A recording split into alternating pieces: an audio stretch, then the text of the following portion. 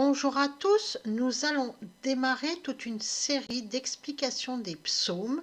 Et on va commencer par donner une introduction, faire une brève introduction au psaume 1 spécifiquement, mais cette introduction nous servira pour tous les autres psaumes, pour toute l'explication des autres psaumes. Commençons. Le mot psaume en hébreu, c'est mizmor, qui signifie mélodie et psaume. Et c'est pourquoi le psaume était essentiellement chanté. La racine de ce mot est le verbe zamar en hébreu, qui signifie chanter. Chanter des louanges, faire de la musique ou encore jouer d'un instrument de musique. Dans la Bible, on trouve 45 occurrences de ce verbe qui a été traduit dans nos versions françaises par chanter, célébrer, psalmodier, louange et cantique. On commence donc à comprendre que le psaume est un chant, quelque chose de musical. Cependant, ce verbe zamar en hébreu signifie aussi tailler, élaguer, être taillé.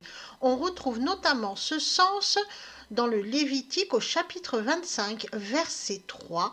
Pendant 6 ans, tu sèmeras ton champ et pendant 6 ans, tu tailleras, il est là le verbe zamar, ta vigne, et tu en recueilleras le rapport.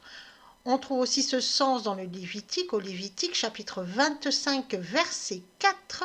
Et la 7e année, il y aura un sabbat de repos dans le pays, un sabbat consacré à l'Éternel. Tu ne sèmeras pas ton champ et tu ne tailleras pas, c'est le verbe zamar, par ta vigne.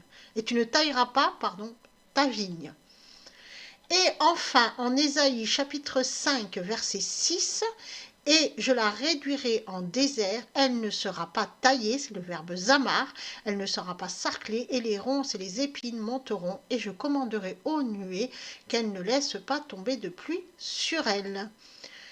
On comprend alors que le psaume est un chant qui sert à tailler, à élaguer, afin que nous portions de bons fruits. Élaguer signifie débarrasser de tout ce qui est superflu. Sur un arbre, c'est enlever les branches superflues. Dans un discours, c'est enlever les éléments inutiles, tout ce qui alourdit la compréhension du discours, tout ce qui ne le rend pas fluide. Donc Dieu enlève en nous ce qui est inutile, ce qui nous rend lourd, ce qui nous empêche de vivre et d'avancer, comme les mauvaises pensées et le péché. Et les psaumes permettent de comprendre la parole de Dieu afin de nous débarrasser de tout ce qui est inutile. Si l'on n'est pas taillé et élagué par Dieu, alors on ne porte pas de fruits. Un psaume sert donc à élaguer et à tailler. Et la Bible contient de nombreux psaumes servant à élaguer et à tailler afin que l'homme puisse porter de bons fruits. Donc, être vivant, en bonne santé et en pleine capacité de son être. Retenez ça pour tous les autres psaumes. Tous les psaumes servent à élaguer et à tailler pour que nous puissions porter de bons fruits. Lisons à présent le psaume 1.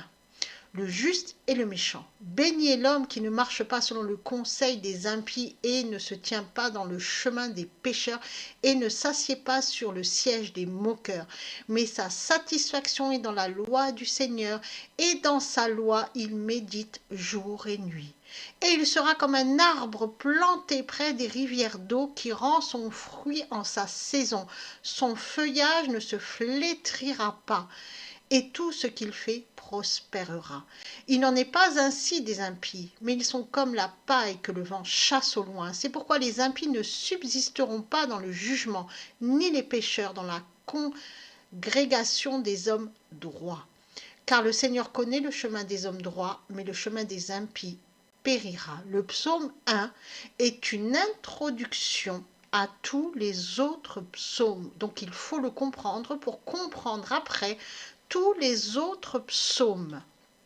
Remarquons que ce psaume ne contient pas le mot psaume, contrairement à de nombreux autres psaumes qui commencent par psaume de David, par exemple. Cela nous montre, c'est ce que je viens de dire, que le psaume 1 est une introduction à tous les autres psaumes. C'est la première chose à faire, ce psaume donne la première chose à faire, la première chose que Dieu nous demande de faire. Et que nous demande-t-il ?